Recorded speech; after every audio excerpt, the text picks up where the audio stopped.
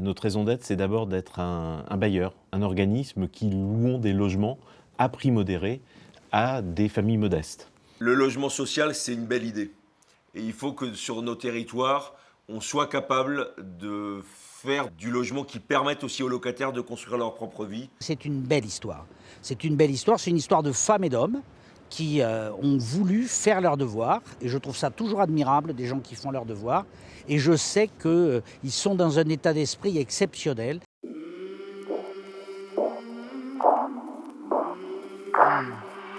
I came from the mud. There's dirt on my hands. Strong like a tree. There's roots where I stand. Oh, I've been running from the law. Hope they won't shoot me down soon.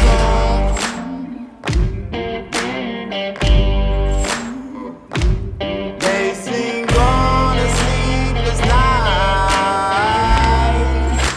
Try to catch me howling at the moon.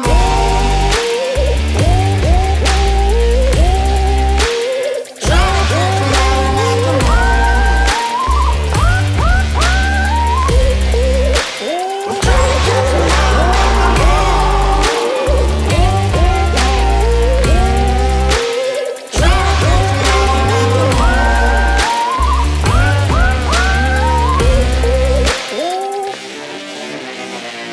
When it rains, it pours. Water's up to my chin. Les résidences, c'est le résultat d'une dissolution d'un ancien office public, un des plus anciens de la région Île-de-France. Le Pivois était un organisme de logement social à l'échelle de la région parisienne. Avec la disparition de l'Opivois, il a donc fallu départementaliser. Dans les Yvelines, nous avons fait le choix d'une bidépartementalisation, c'est-à-dire que nous nous sommes associés avec nos amis et partenaires du département de l'Essonne, car nous avons pensé que c'était préférable à la fois pour les habitants et pour les locataires. Et c'est ainsi que nous avons créé une société anonyme avec la souplesse de la gestion privée, mais toujours l'objectif social que poursuivait l'Opivois, donc au service des gens les plus modestes, les plus en difficulté de logement. Et c'est ainsi que sont nées les résidences Yvelines-Essonne, société anonyme de logement social, et qui est l'héritière principale, et pas unique, de l'Opivois. Et la création des résidences, c'est vraiment pour nous l'idée de transformer une cicatrice qui a été cette dissolution en véritable opportunité et défi d'un bailleur social à l'avant-garde. Un bailleur social qui soit tendance et donc qui propose des solutions de logement modernes, renouvelées, dans des quartiers à nouveau vivants comme ils ont pu l'être dans les années 60 quand ils ont été créés. On n'a pas fait de révolution. On a pris l'histoire de l'Opivois et on a décidé de continuer de l'écrire, en l'améliorant, en la bonifiant, en tirant de tout ce qu'il y avait de meilleur de cette histoire-là pour optimiser notre fonctionnement. Au centre de toutes nos préoccupations, il y a le locataire et donc l'élu local qui est en contact direct avec ce locataire, bien mieux, bien plus que nous. Donc c'est avec ce binôme que nous devons nous mettre en responsabilité. Le logement, c'est quelque chose d'important et de complexe sur nos territoires. C'est important parce que c'est la vie quotidienne de nos concitoyens, parce qu'il y a des demandes très fortes. Et puis le logement, il s'implante sur un territoire avec des enjeux d'aménagement, d'urbanisme. Donc il fallait pour nous trouver le bon outil nous permettant de concilier ces deux problématiques différentes. Et pour ça, il faut qu'il y ait un outil territorial, il faut qu'il y ait un outil qui soit porté par les élus pour qu'on fasse du logement qui corresponde aux attentes des habitants et à la typologie, à la sensibilité, l'identité de chacun des territoires. C'est d'abord une demande des départements, donc des collectivités locales, donc des mairies de ces départements, que d'avoir un acteur bailleur social qui soit impliqué dans la vie de la cité, qui soit aux côtés des élus pour travailler. Et donc la naissance même des résidences est aussi liée à cette nécessité d'être parfaitement imbriqué dans les territoires.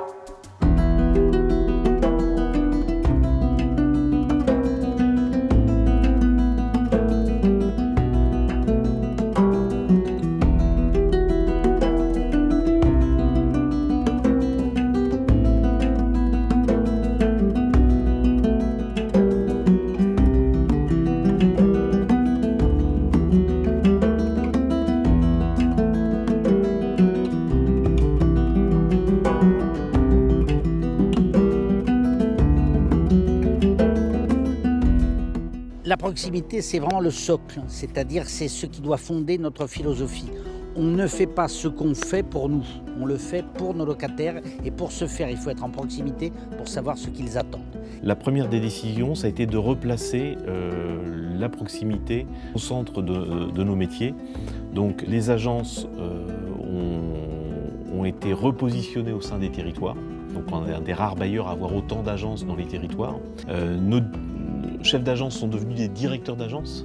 C'est loin d'être anodin, parce que derrière cette notion de direction, ils sont devenus des véritables interlocuteurs dans les territoires, en liaison avec les collectivités locales, avec les pouvoirs publics, avec les partenaires associatifs, avec les amicales de locataires.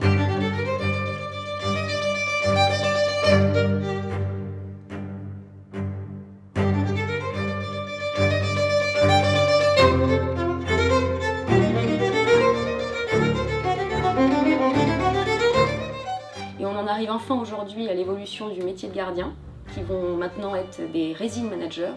Donc ça a été un lourd travail de concertation avec eux depuis 2019 pour leur faire travailler sur ce métier, ce qu'ils attendaient, eux, de ce métier pour être au service des locataires et voir comment aussi on pouvait les accompagner au sein de l'entreprise pour leur donner les moyens de pouvoir évoluer vers ces attentes.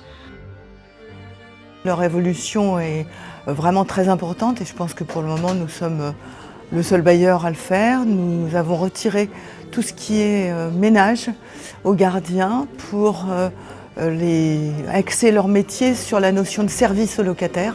Étant résident manager, maintenant, il y a si peu de temps, ça a un peu changé.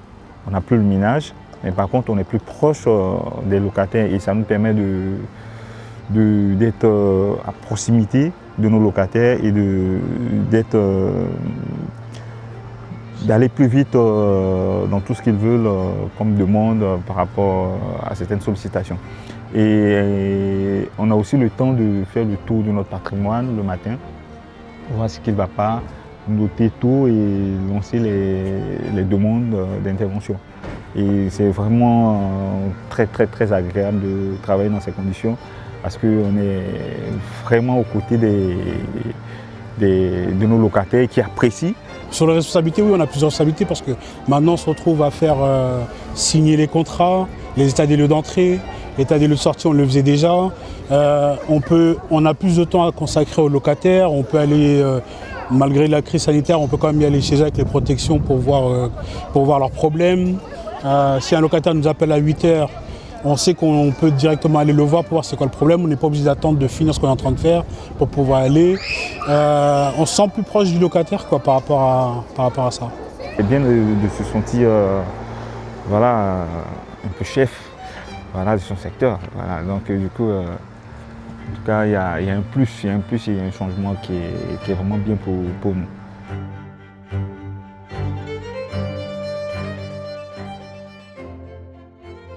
Quand les résidences ont été créées, nous avons tout de suite pensé qu'il fallait avoir un centre d'appel. Nous avons décidé de l'internaliser de façon à avoir un meilleur service et une meilleure connaissance surtout de nos différents métiers, de nos patrimoines, de notre organisation. Le but initial, c'est d'avoir une satisfaction locataire plus grande, ce qui est en train de se passer. Parallèlement à ça, une fois qu'on a dit qu'il fallait louer des logements, il fallait aussi proposer des logements de qualité. Donc on s'est réinterrogé sur ce qu'on voulait faire de notre patrimoine. Patrimoine existant, donc une remise à niveau de l'ensemble de ce patrimoine en enclenchant un plan d'investissement sur 15 ans pour rénover en profondeur près de 20 000 logements, près des 2/3 des logements de notre patrimoine. Relancer la construction neuve, parce que ça participait aussi de la dynamique que de dire qu'on allait faire évoluer notre parc, le faire grandir en proposant des logements neufs de qualité et de se poser la question de savoir sur le plan immobilier ce qu'on pouvait apporter de plus que nous avions oublié de faire ou que nous pourrions faire comme étant l'inscription de notre patrimoine immobilier dans un long avenir. Pour les 10 prochaines années, nous avons une politique de construction neuve et de réhabilitation très ambitieuse. En matière de dépenses, nous avons mis en place une politique d'achat permettant de mieux acheter au juste prix, tout en faisant des travaux de qualité. Nous avons mis aussi en place une politique de remise en état des logements qui permet d'investir un peu plus dans le logement afin de donner des logements de qualité aux nouveaux entrants. L'objectif, c'est la pérennité de l'entreprise, mais aussi la satisfaction du locataire. Quand on a créé la résidence en 2017, on a eu la chance d'avoir la liberté de choisir la direction dans laquelle on a voulu aller pour gérer notre patrimoine. La réflexion qu'on a sur ces nouveaux logements, elle est pour nos locataires. Quand je dis qu'elle est pour nos locataires, c'est que la chose essentielle que je demande à mes équipes de regarder, d'étudier, c'est l'usage. L'usage des parties extérieures, des parties communes et des logements. Un bâtiment réussi, neuf, est un bâtiment dont l'usage est quasi parfait.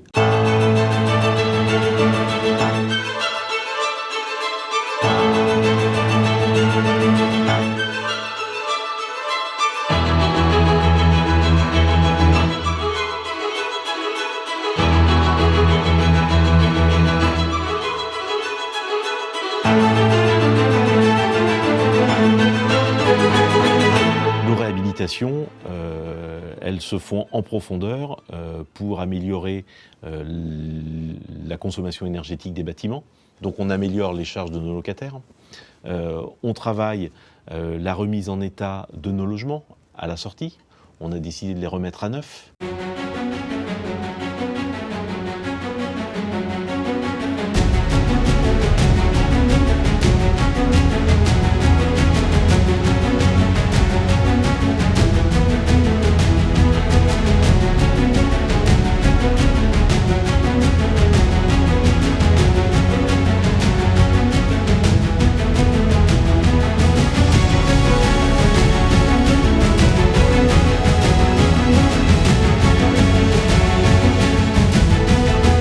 On est situé dans le quartier des Pyramides à Évry et on est là pour parler d'un projet assez emblématique que les résidences vont conduire dans les prochaines semaines, qui est la réhabilitation de ce bâtiment de 256 logements. C'est un bâtiment qui existe depuis de nombreuses années, qui est un peu vieillissant comme tout bâtiment il a vécu. Donc l'idée c'est de lui donner une meilleure isolation qui va permettre au logement d'être mieux isolé, d'être moins énergivore et donc d'être plus performant. Ça c'est un des premiers enjeux forts. Le second c'est y compris de faire du beau, de faire du très beau pour nos locataires. On veut en faire le symbole de renouveau de ce quartier. On veut montrer qu'un bâtiment de cette envergure, on peut lui redonner une modernité et lui redonner un aspect pour les 30 ou 40 prochaines années. Il est hors de question pour nous de faire du bas de gamme. On fait du logement social, on doit justement faire du très haut de gamme. Ne serait-ce que par rapport aux personnes que l'on héberge, et on fait partie des rares à pouvoir faire des choses très concrètes pour eux au quotidien. Et donc ça doit nous animer tous, et c'est ce qui donne vraiment du sens à notre activité. Notre préoccupation principale, c'est d'être au plus près de nos locataires, et c'est d'être dans une concertation avec nos habitants pour les associer au projet de réhabilitation. Donc, ce qui nous importe, c'est surtout de pouvoir expliquer à nos locataires ce qu'on veut faire dans leur intérêt, pour eux, qu'ils puissent en comprendre l'impact et surtout d'améliorer leur cadre de vie. Un locataire qui vit bien dans son logement, c'est un locataire qui va y rester, qui va s'y investir et qui va contribuer au vivre ensemble dans son environnement. On a un réel pouvoir de permettre à des gens de sortir de la précarité grâce au logement social. Le logement social était à l'avant-garde dans les années 60. Et bien cet esprit-là, on veut le retrouver. Et donc qu'est-ce qui fait qu'aujourd'hui, on peut rendre ces logements à nouveau à l'avant-garde de ce qui se fait dans le logement. Et donc on a décidé de travailler sur tout ce qui était le numérique, les logements connectés, pour permettre aux locataires d'y introduire des objets connectés. Eux personnellement, mais nous-mêmes on apporte des solutions d'objets connectés qu'on peut mettre à leur disposition, gracieusement, ou par des services complémentaires qu'ils payent en plus. Voilà. Et pour faire de ces logements-là, des logements qui soient à la pointe du progrès aujourd'hui. Au Résidence Evigny-Essonnes, ce qu'on souhaite, c'est qu'on ait des logements qui soient modernes et confortables. Et ça passe par le logement connecté qui permet d'avoir pour le locataire une aide à la maîtrise des charges. Donc typiquement, il pourra gérer son chauffage, le piloter avec son téléphone et avoir une gestion beaucoup plus fine de ses consommations au degré près qui permettra donc de faire des économies de l'ordre de 15 à 20% par an de chauffage. Alors ce qui est intéressant, c'est que la réaction est hyper bonne de la part des locataires et aussi des équipes. Tout le monde voit l'intérêt et puis ça permet aussi d'avoir un service en plus pour nos locataires et puis d'avoir des logements qui sont plus modernes, plus confortables toujours en étant à loyer modéré.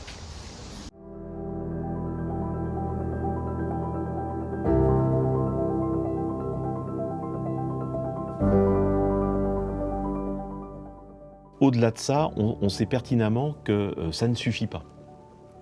Il faut qu'on remette de la vie dans ces quartiers, qu'on remette de la vie dans ces résidences. Beaucoup de ces quartiers ont perdu leur service public. En perdant leur service public, ont perdu leur service marchand. Et donc, petit à petit, on a créé cet effet ghetto. Et la politique RSE que nous mettons en place à la fois pour nos collaborateurs et surtout pour nos locataires vise à compenser ces pertes.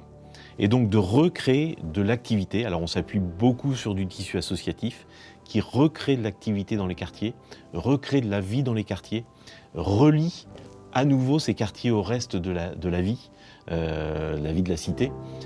Et donc c'est une manière pour nous de lutter contre cet effet ghetto. Et donc effectivement, dans ce cadre-là, les équipes de proximité, au premier chef les résident managers, mais pas seulement, l'ensemble des équipes de la proximité sont mobilisées pour justement servir cet objectif-là. Parce qu'à partir du moment où vous avez des quartiers qui vivent bien, des résidences qui vivent bien, eh bien c'est toute la proximité qui vit bien. Et donc tout le travail de relation avec nos locataires qui s'en voit complètement amélioré.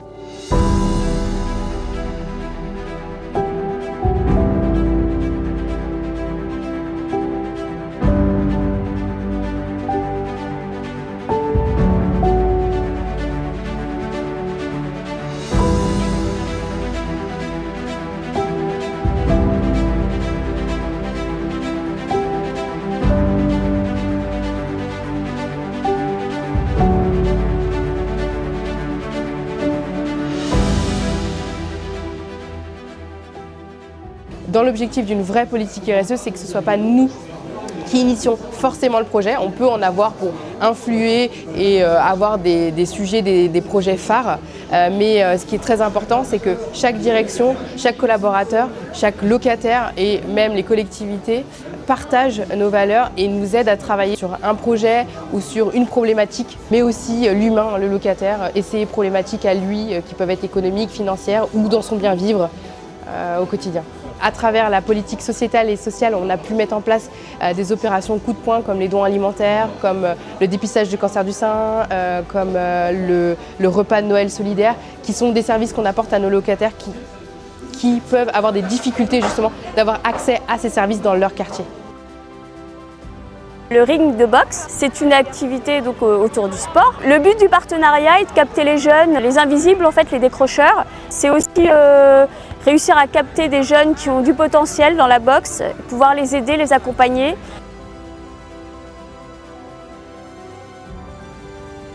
Alors le projet de ce matin, c'est de réaménager nos espaces verts sur la résidence avec une ferme urbaine qui comprendra des moutons, des poules, des ruches éventuellement. En fait, on a créé au sein des résidences 3 concepts, la ferme urbaine, le parc urbain et la prairie urbaine. L'enjeu ici, c'est de recréer donc, un espace de vie et de recréer ce lien social que peuvent avoir les résidents. Et puis ça démontre aussi que les résidences n'oublient pas les résidences, leur patrimoine et puis surtout veulent les faire évoluer. Ça fait plaisir de voir justement qu'on va réaménager tout ce quartier. Ils vont mettre des fleurs, ils vont réaménager tous les jardins et ça pour nous c'est important. Parce que l'extérieur est aussi important que l'intérieur. Et donc content de ce projet qui se met en place et ça va nous permettre de nous ouvrir peut-être entre nous, d'apporter un peu plus de convivialité et pour le vivre ensemble. Donc c'est très bien, c'est une très bonne initiative et vivement de voir la suite des projets et voilà.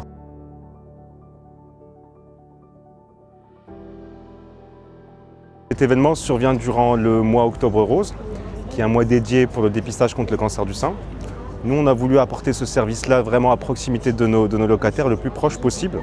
C'est donc s'inscrire dans une politique plus générale de notre habitat. C'est aussi un moment fédérateur pour toutes les équipes, que ce soit le siège et notre organisme. Et c'est aussi une ouverture aux autres. On est là aussi pour faire en sorte que le locataire il soit un vrai acteur de son quartier. In fine, la politique RSE permet de servir les valeurs de l'entreprise et de donner du sens aux collaborateurs dans leurs actions au quotidien, mais également de donner du sens à l'image même de l'entreprise.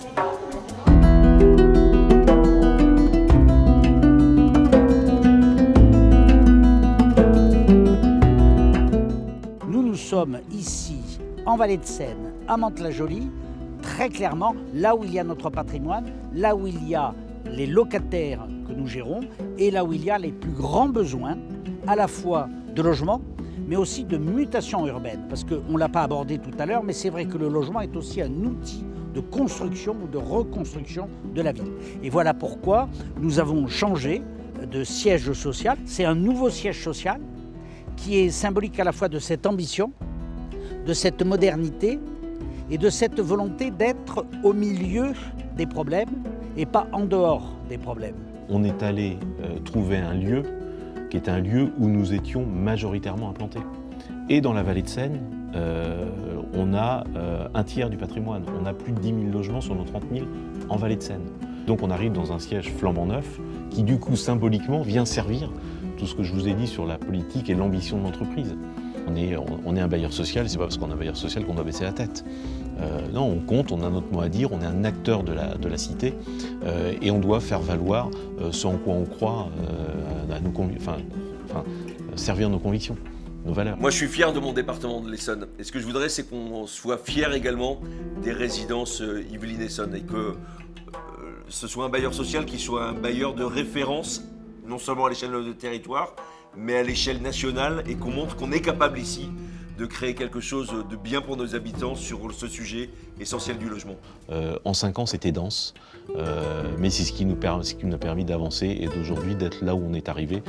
Et je crois qu'on a quasiment atteint l'objectif du bailleur de référence. Donc maintenant, il faut y rester. Maintenant qu'on est en première division, il va falloir jouer les premiers rôles en première division. Et je ne doute pas qu'avec les collaborateurs que nous avons, on soit capable d'augmenter ce niveau de jeu. Et pendant 5 ans encore qui arrivent à finir par être les tout meilleurs. Et c'est cet état d'esprit exceptionnel qui fera que dans 5 ans, même si nous ne sommes pas tous là pour nous en rendre compte, nous verrons bien que les résidences Yvelines-Essonne sont devenues le meilleur bailleur social, pas du monde, quand même pas de l'univers, mais en tout cas des Yvelines et de l'Essonne.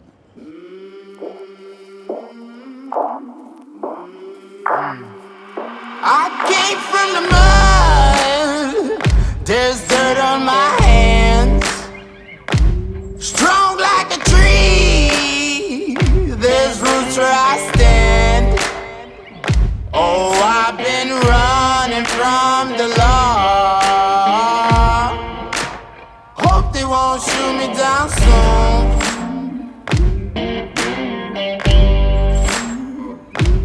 They sing on a sleepless night.